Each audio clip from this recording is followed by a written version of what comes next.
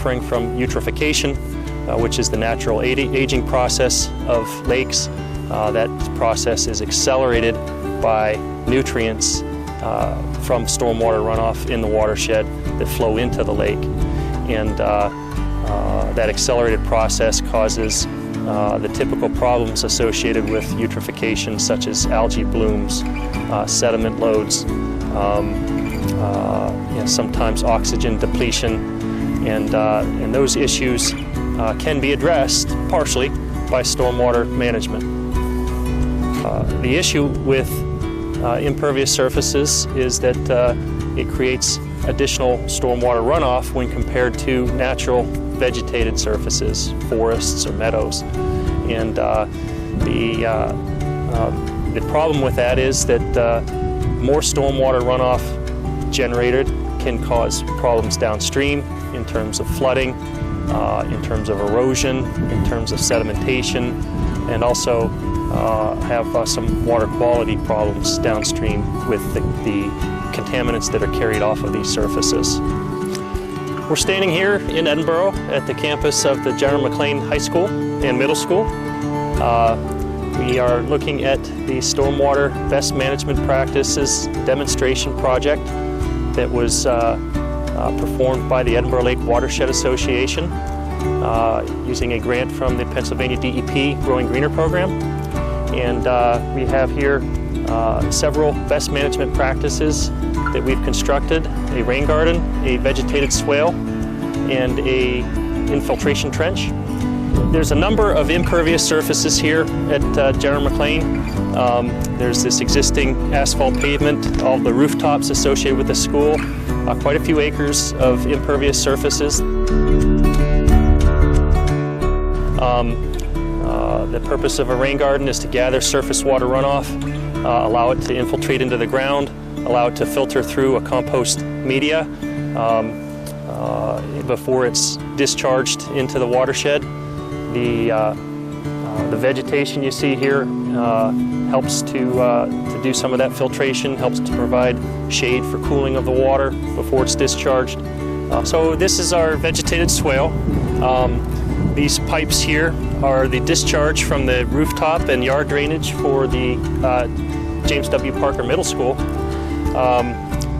Before we constructed this vegetated swale, there was an earth-lined ditch that flowed through here. Wasn't much to protect the watershed from sediment or erosion. So the vegetated swale has been constructed. We've got a nice mulch surface with a lot of vegetation. We've got some riprap that we put in for erosion protection. And you can see there's some check dams here that made of natural stone to create some shallow pools and a cascading effect through the vegetated swale that slows the water down, allows it to infiltrate, allows it to filter through the vegetation.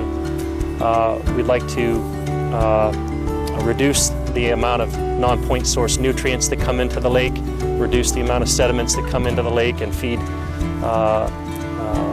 contribute to the sedimentation that occurs in the lake, reduce the nutrients that contribute to the algae blooms that we see in the lake. And this project here might treat 30-some acres.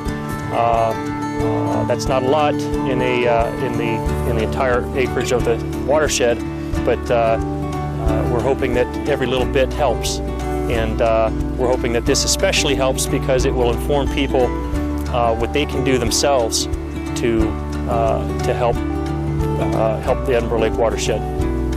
We've actually engaged the students throughout the process, from concept development and design through construction, and now that construction's completed, it's still an opportunity for students to come out and learn about these facilities.